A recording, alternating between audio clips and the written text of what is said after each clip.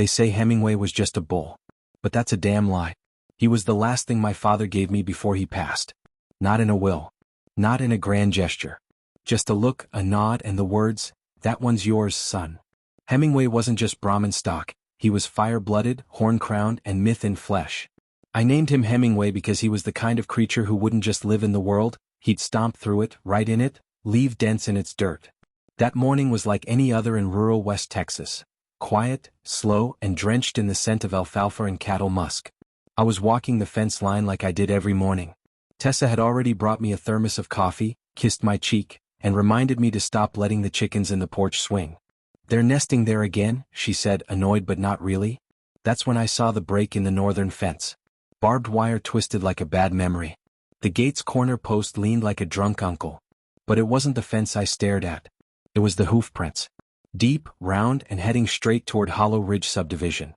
"Damn it, Hem," I muttered. "You have to understand, my ranch backed up against what used to be untouched land. Prairie as far as the eye could see. Then the developers came. Concrete poured like poison, and suddenly there was a gated community where deer used to run. Hollow Ridge.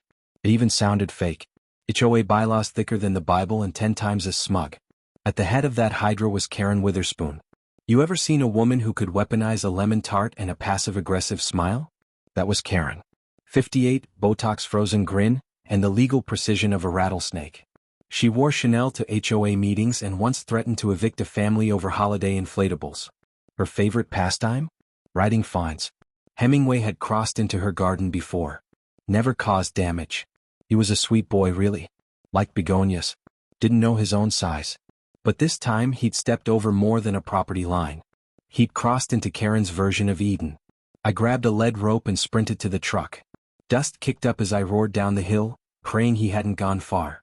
Halfway down the road I heard the shot. It cracked the morning like a whip, echoing through the mesquite like thunder off canyon walls. My heart stopped. When I reached Karen's yard, the scene hit me like a punch in the gut. Hemingway stood, swaying, in the middle of her manicured lawn, blood leaking from his side. Roses, the fancy kind with names like Queen Elizabeth and Fire Opal, lay crushed beneath his hooves.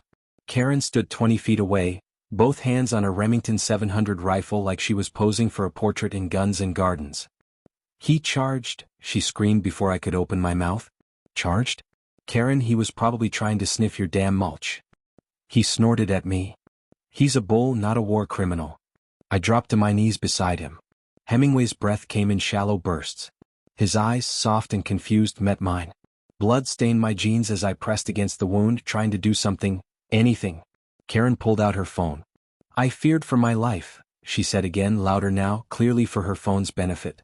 I saw the red recording light on her Ring doorbell blinking. A crowd had started to gather. Curious neighbors peered out from behind carefully trimmed hedges. Phones were raised. No one stepped forward. Deputy Mason Ridge arrived with lights flashing. Mason and I had gone to school together. He was slow-moving, slow-talking, and always seemed about 5 seconds behind whatever just happened. He looked at the bull. At me. At Karen. "Jesus, Clay. He needs a vet." Karen stepped in, waving a printed-out copy of the HOA charter. "He needs to be removed. He was trespassing. I'll be filing charges." Mason sighed. "We're gonna need statements. You, Clay. And you, Miss Witherspoon." "Mrs.?" she corrected him. "Though that may be changing soon. My husband moved out last month. Said I was too intense. Can you imagine that?" "Yes," I muttered. Mason gave me a look. Hemingway collapsed. The vet arrived 20 minutes later. Too late. The bullet had hit an artery. Tessa was there by then, arms crossed, rage barely contained. She knelt beside me, brushing Hemingway's hide with trembling fingers. "She killed him." "Yeah. No. She doesn't get to walk away from this." That was the moment something changed in Tessa. I saw it happen. The corporate lawyer I married, the woman who once made billionaires stutter in depositions, woke up from her ranch life nap. Karen Witherspoon had fired a bullet not just into Hemingway's side, but into the heart of everything we built. And Tessa? She didn't forgive. She litigated. The sun was setting over Limestone County when the mail arrived, heavy with promise and threat.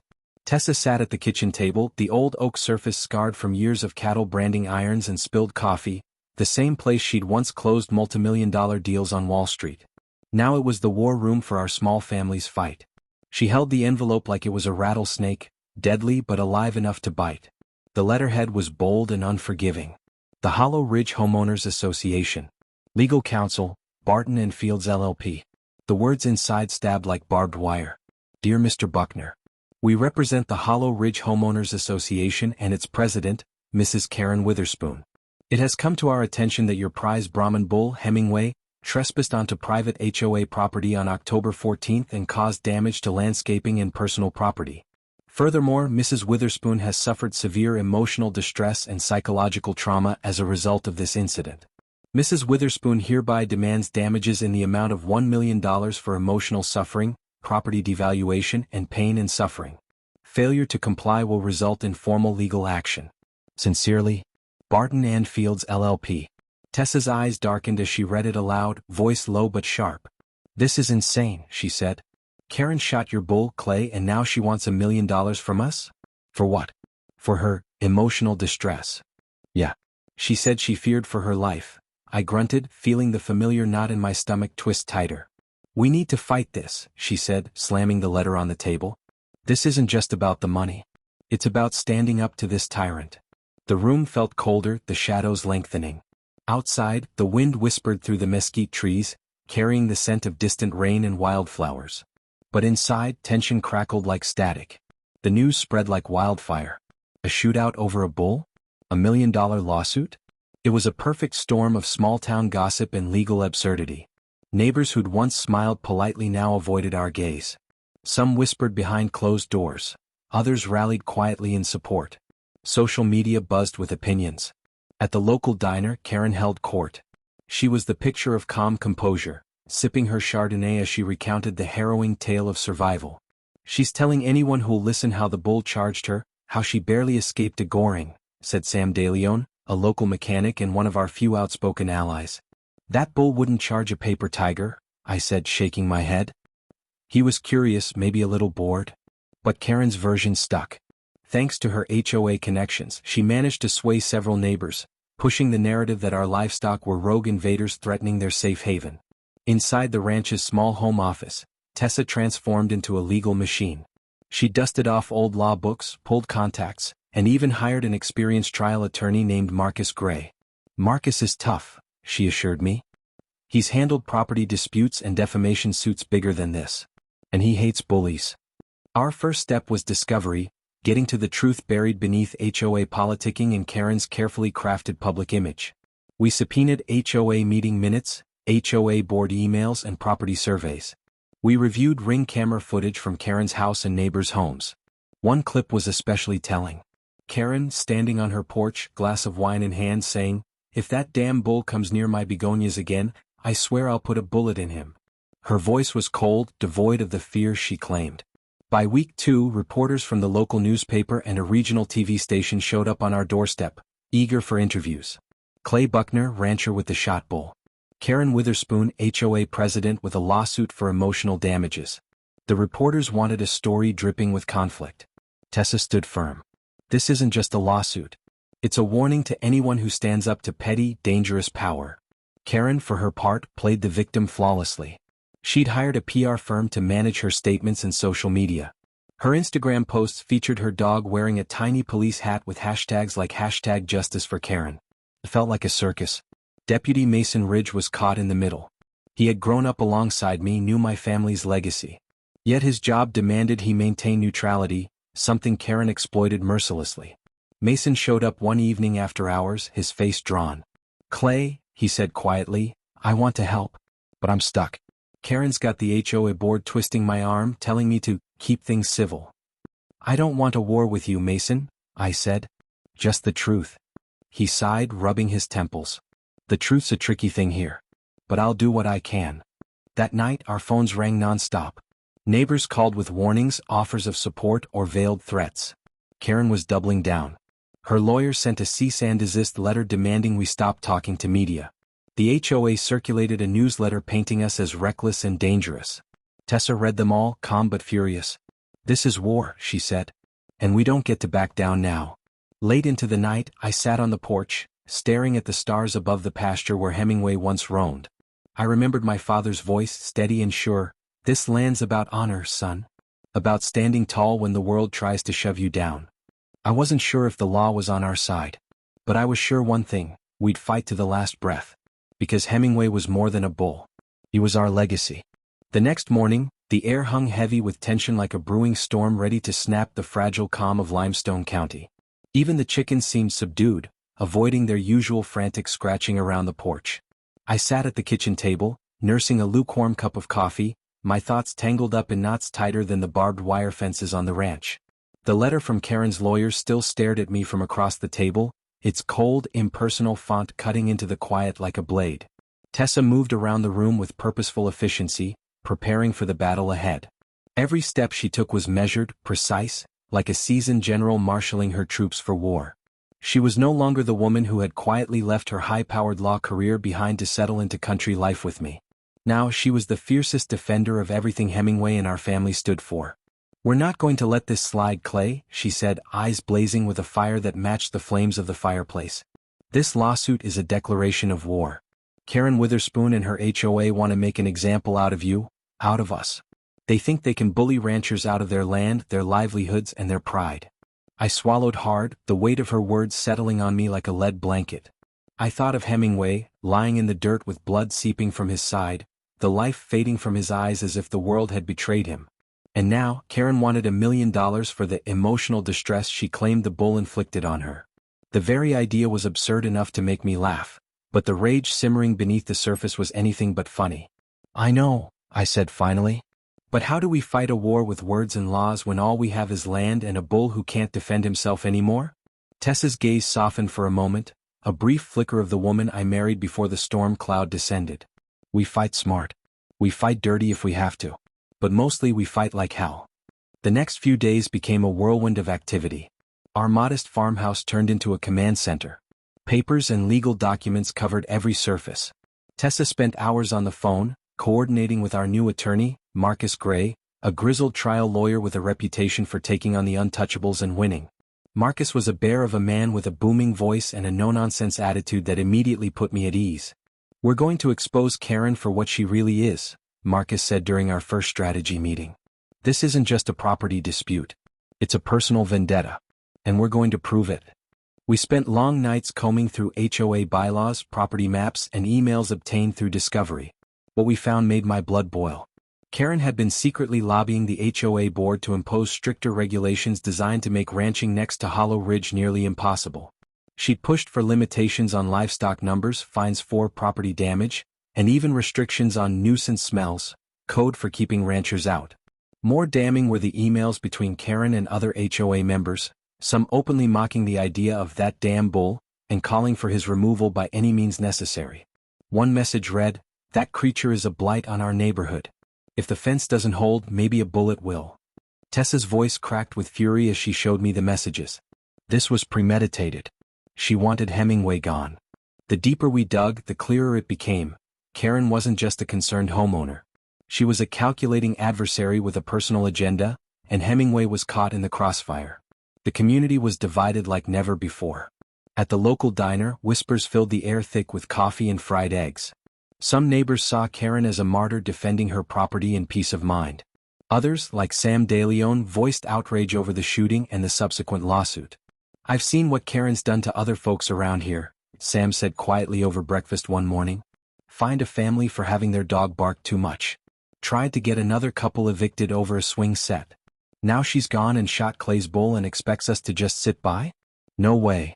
Rumors circulated that Karen was planning a neighborhood meeting to rally support and paint me as the dangerous rancher who couldn't control his animals. I knew I had to be ready. I wasn't just fighting for compensation or justice. I was fighting for my reputation, my family's legacy, and the right to live on the land my ancestors had worked for generations. One evening, as I sat on the porch watching the sun bleed behind the hills, my phone rang. It was Deputy Mason Ridge. "Clay," he said, voice low. "I need to talk." Mason and I had grown up together, shared mud puddles and broken toys. But the shooting had put him in a bind between duty and loyalty. "What's up, Mason?" "There's been talk in the department about this case. Karen's been pushing hard, trying to make this look like a threat to public safety. They want me to focus on trespassing charges, maybe even animal cruelty." I clenched my jaw. Hemingway wasn't the aggressor. Karen shot him because she wanted to. Mason sighed. I know you're right, but I'm stuck in the middle. If I step out of line, I risk my job. I could hear the struggle in his voice, the conflict between what was lawful and what was just. I don't want a war with you, Mason, I said. But if you see anything that doesn't add up, you owe me the truth. I'll keep my eyes open, he promised. Days later, the HOA held the meeting at the community center. Karen stood at the podium, polished and poised. She played the part of the wounded homeowner with finesse, presenting photos of trampled flower beds and wilted begonias as if they were war trophies. She claimed to have suffered panic attacks, sleepless nights, and irreparable emotional trauma. Her words dripped with venom. Mr. Buckner's negligence put my life in danger, she said. We deserve protection from his recklessness. Some neighbors nodded, others whispered behind hands. A handful, including Sam and a few ranchers, stood silently with steely eyes. I watched from the back, the familiar itch of rage burning beneath my skin. Karen's words were lies coated in honey, but the honey was poisonous. After the meeting, the fight spilled into the streets and social media. The HOA launched a smear campaign painting me as an irresponsible rancher who endangered the neighborhood. Karen's followers flooded forums with posts about dangerous livestock and reckless landowners. Tessa, Marcus, and I knew we had to strike back, and hard. We filed a countersuit for defamation, harassment, and intentional infliction of emotional distress. The battle lines were drawn. What started as a tragic accident had become a full-blown legal war. In court filings, Tessa painstakingly detailed the timeline of events, backed by eyewitness statements, veterinary reports, and the incriminating emails we uncovered. We sought damages for the loss of Hemingway, emotional suffering, and the ongoing harassment from the HOA. The media caught wind of the lawsuit. Soon, reporters showed up, cameras rolling, microphones pointed like weapons. The story of the bull that was shot and the woman who sued for $1 million became the talk of the county and beyond. Karen played her part flawlessly, wielding the media like a shield. She portrayed herself as a victim, a brave woman standing up against unruly livestock and uncaring ranchers. But we weren't backing down. Late one night, as Tessa and I reviewed the latest depositions, a new piece of evidence surfaced. A neighbor had come forward with footage from a Ring camera that had captured the moments before the shooting. The video showed Hemingway calmly stepping into Karen's yard, sniffing at the flowers and licking a lawn gnome. There was no charge, no aggression, just a curious bull oblivious to the danger around him. Then came Karen's shadow, rising with her rifle, the flash of the gunfire, and Hemingway stumbling backward, wounded and confused. It was damning proof that contradicted her story. The case was no longer about trespassing or emotional distress. It was about truth, justice, and accountability. I knew this was just the beginning. The fight would stretch on for months, maybe years. But with Tessa and Marcus by my side and the truth on our side, I was ready. Hemingway might have been gone, but his legacy wasn't. And neither was mine. The days that followed were like trudging through mud, each step forward made heavier by the growing weight of tension in the air. Our ranch, once a quiet expanse of dirt and dreams, had become a war zone, not of bullets but of subpoenas and smirks, thinly veiled threats and crisp HOA letterhead envelopes. Tessa barely slept anymore. Her laptop glowed late into the night, illuminating her sharp eyes and furrowed brow as she pored over case law, transcripts, and HOA procedural loopholes. She scribbled notes with the intensity of someone etching runes into stone, every line a blade, every paragraph a trap waiting to be sprung. I wanted to be useful, to dig in, fight back, but I wasn't wired for courtrooms or long sentences. My battles had always been physical, wrangling cattle, fixing fences, pushing through dust storms with cracked knuckles and calloused hands. Now I felt like a farmer in a gunfight, and the worst part was knowing I couldn't fix this with pliers or a good yell. Karen, on the other hand, was thriving. Her lawsuit had triggered something in her, a gleeful sort of righteousness. She paraded around Hollow Ridge like Joan of Arc, convinced her actions were pure and noble. Her followers multiplied online, egged on by HOA blogs and social media groups filled with phrases like livestock endangerment and agricultural menace. She even posted a photo of Hemingway's blood on her lawn, captioned, "The cost of inaction. This could have been a child." The comments section exploded. One user suggested organizing a HOA safety task force. Another called Hemingway a terror cow. My personal favorite was the man who compared bulls to pit bulls and proposed a ban on both in residential adjacent areas. I laughed, until I saw the number of shares. Tessa slammed her laptop shut so hard the hinges cracked. "She's building a damn narrative," she muttered. One that paints us as savages at the gates of civility. And the worst part? It's working. I paced the kitchen restless. Isn't there something we can do now? Go on offense. We are. The defamation suit's just the beginning. But Clay, this isn't going to be quick. Karen has the HOA's war chest behind her. They'll drag this out until we break, or until we settle. Screw settling. I didn't say we would. I said they want us to. The first court appearance was set for 2 weeks later. Just a procedural hearing, a chance for the judge to look at both cases and determine if they should proceed. It wasn't supposed to be dramatic. It was. We showed up in boots and denim. Not out of defiance but because we didn't own anything else. Tessa wore a black blazer over her flannel. I wore my father's belt, the one with the brass buckle shaped like Texas. Karen arrived in a cream power suit with a silk scarf and a smile sharp enough to draw blood. Her lawyer was younger than I expected, mid-30s, slick hair and shoes shinier than Karen's garden gnomes. He looked like he'd never stepped in cow shit, which made me immediately distrust him. The judge, a portly man named Alvin Cleary, raised a skeptical eyebrow as both lawyers made their cases. Tessa's argument was crisp and brutal. The shooting was excessive, the lawsuit baseless, and the HOA's behavior constituted targeted harassment.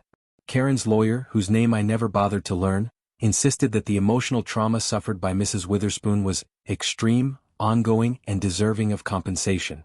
He claimed Hemingway had charged, and that the HOA had previously warned us about fencing issues. A half-truth, if that. The judge listened, nodded, and finally leaned back. I'm letting both suits proceed, he said. But I warn you, this better not turn into a circus. It was too late for that. Outside the courthouse, reporters waited. Karen made a short, weepy statement about safety and trauma. Tessa refused to speak, but I didn't. She shot my bull in cold blood, I said into a dozen microphones. Now she wants to pretend she's the victim. Well, I've buried the real victim, and his name was Hemingway. That quote made it onto the evening news. The next morning, someone dumped a pile of manure at the Hollow Ridge entrance. The HOA blamed me, of course. I didn't do it, but whoever did, I owed them a drink. A few days later we got a surprise. A woman named Marie Denham showed up at our ranch.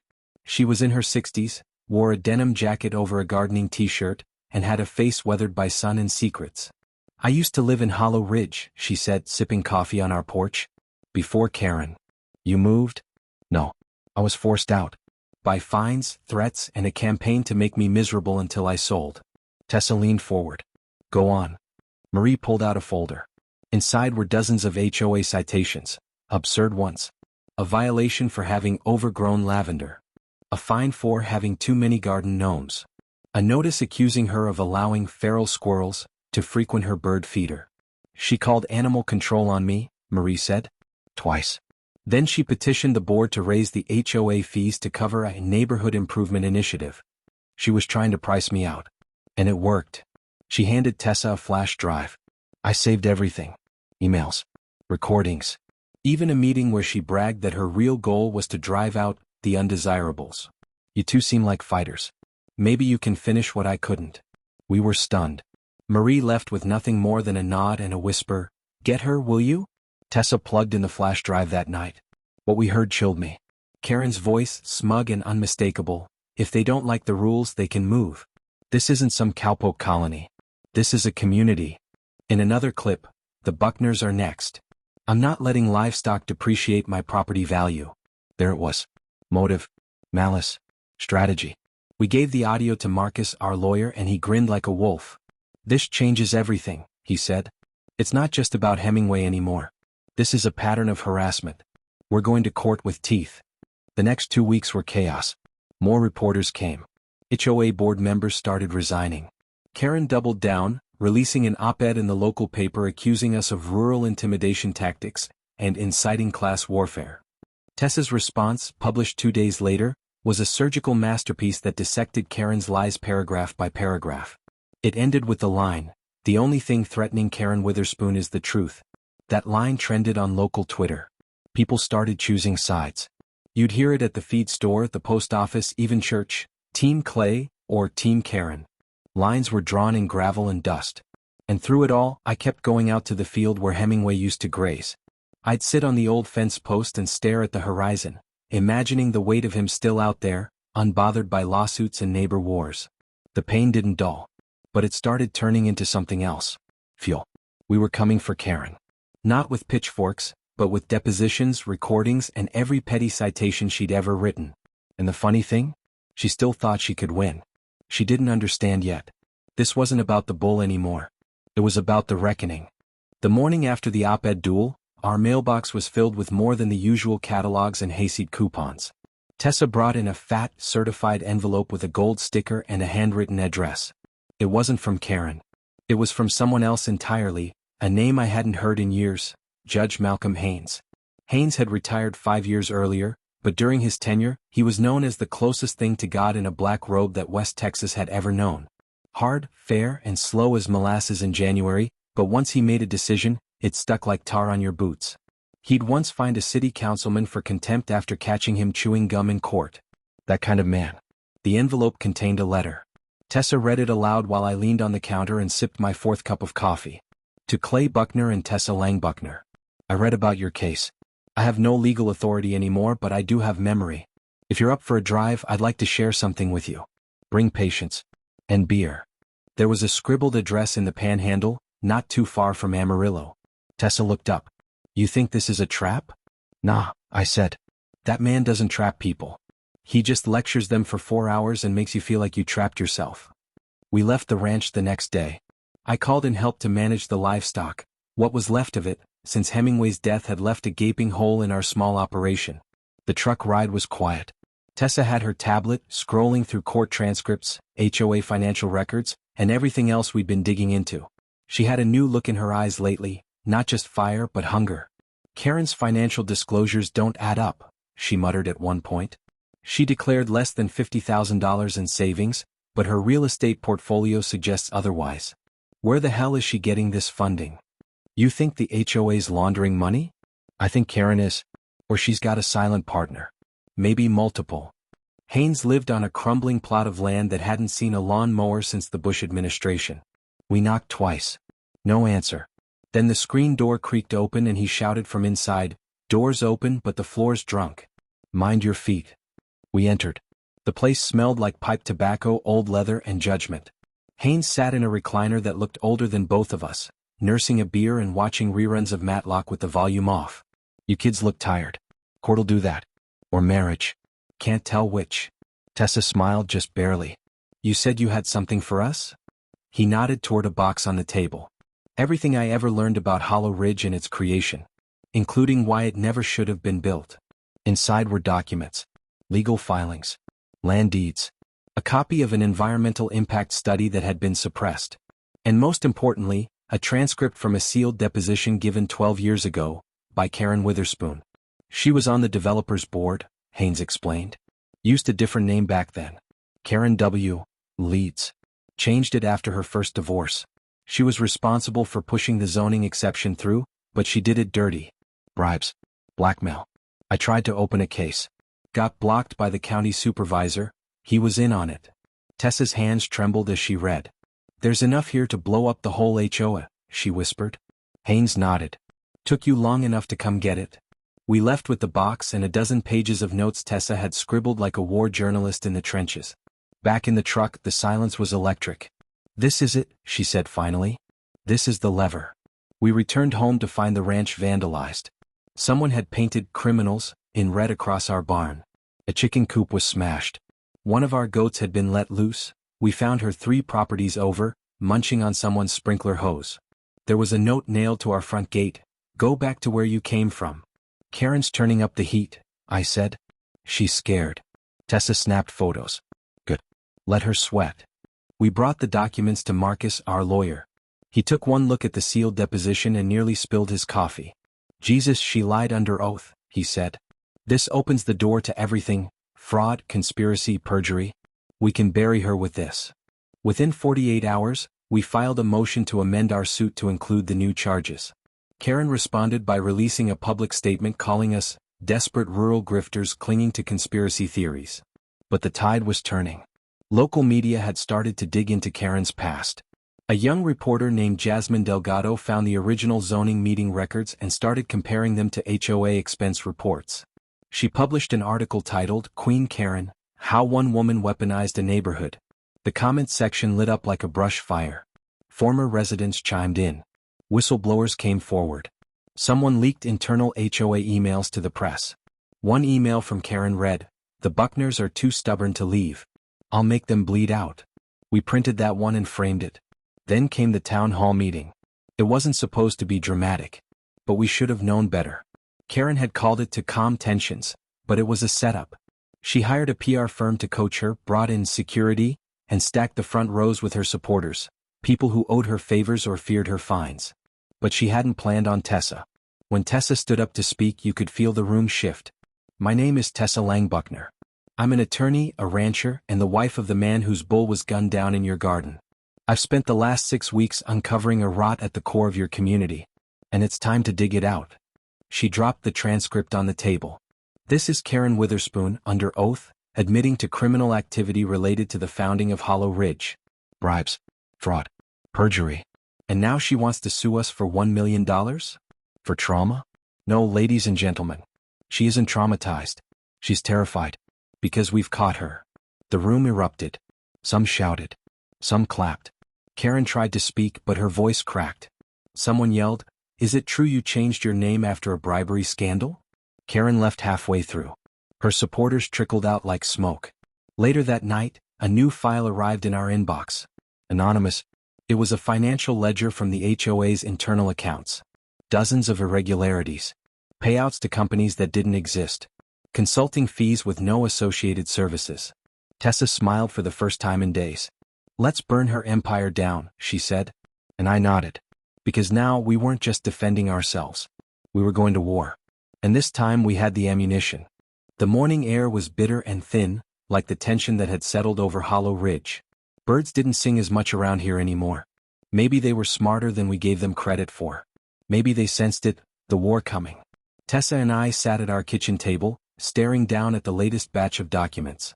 We were cataloging the anonymous ledger that had landed in our inbox. Each page was a new nail in Karen's political coffin. There were fake vendors, like KRG Consulting, that didn't exist outside a mailbox in Dallas. Payments listed for landscape revitalization had gone out during winter, when the soil was too frozen for even weeds. It wasn't just corruption, it was brazen. Tessa rubbed her eyes. This is enough to justify a full-blown forensic audit. If we can convince the county or get a court order. Won't Karen see that coming? Let her. It's time she started playing defense. We met Marcus at the courthouse and filed a petition for forensic examination of the HOA's financials. Normally these things take months. But thanks to the sudden media interest and the mounting public pressure, a judge gave us a preliminary hearing, expedited. Karen's lawyers filed a motion to delay. It was denied. Then came the calls. First from Karen's attorney. Then from the HOA board. Then from people I hadn't spoken to since high school. Karen was mobilizing, using every contact she had left. One night, I got a voicemail from a private number. It was short and grainy. "You need to stop, Buckner. You don't know what you're digging into. People bigger than Karen. Turn around before someone gets hurt." I played it for Tessa. She didn't flinch. Good. We're close. The next day our internet went out. Then our phone lines. Then someone cut the fencing on the east side of our property, letting 2 of our steers loose. We found them 5 miles away, scared and bruised. One had a gash across its flank. Deliberate. Cling. Knife work. Tessa called Marcus. "We're escalating security," he said. "I'll file a restraining order against Karen's known associates." It wasn't just Karen anymore. She had friends in dirty places. Land developers. Politicians. Lobbyists. The deeper we dug, the more we realized Hollow Ridge wasn't just a neighborhood. It was a laundering operation for favors, kickbacks, and money trails that went far beyond county lines. One of the documents we found in the anonymous leak was a proposal. A plan for a second phase of Hollow Ridge development. Bigger. Deeper. Pushing into lands zoned for agriculture. And at the center of it? A proposed entertainment complex backed by a shell company traced to an address in Austin. That's when we knew. Hemingway's death wasn't just a coincidence. He'd wandered onto land Karen was planning to quietly seize. Our ranch wasn't just inconvenient. It was in the way. Tessa drafted a new filing. This time it wasn't just about the bull. Or the defamation. Or the $1 million lawsuit. This was racketeering. We delivered it in person to the county clerk. The clerk, an older woman named Maybelline, read the summary and whistled low. Y'all better be ready. This is gonna set off a firestorm. We were. Or we thought we were. 2 nights later, someone tried to burn down our barn. Tessa and I were asleep when the fire started. It was the dogs who woke us, barking like banshees. We rushed outside to see flames licking the roof. I grabbed a hose. Tessa called 911. It took 15 minutes for the fire truck to arrive. By then half the structure was gone. The livestock were safe thanks to a miracle. But the message was clear. Back off. The fire marshal found traces of accelerant. We installed security cameras the next day. Floodlights. Barbed wire. Tessa even bought a damn drone. I'm done playing fair, she said. Word spread. Neighbors we'd never spoken to started leaving baskets on our porch. Fresh bread, eggs, letters of support. One teenager slipped us a USB stick. My mom used to work for the HOA, he whispered. She got fired after questioning expenses. This has the old emails. Inside were thousands of messages. Karen had demanded loyalty oaths from board members. Threatened their families. Used fines as weapons. One email said, "Get the Buckners off that land or the entire Phase 2 budget collapses." Tessa printed it and highlighted it in red. The local news ran another segment, HOA Horror, the Suburban Tyrant of Hollow Ridge. They interviewed us, blurred our location, and played clips of Tessa reading from Karen's emails. Karen responded with a press conference. Dressed in a white blazer, pearls around her neck, she stood at a podium and declared herself the victim of a coordinated smear campaign. She said we were exploiting Hemingway's death for political gain. That we'd falsified evidence. That we were trying to destabilize a peaceful community. Tessa responded with a subpoena. Karen's bank accounts were now under court scrutiny.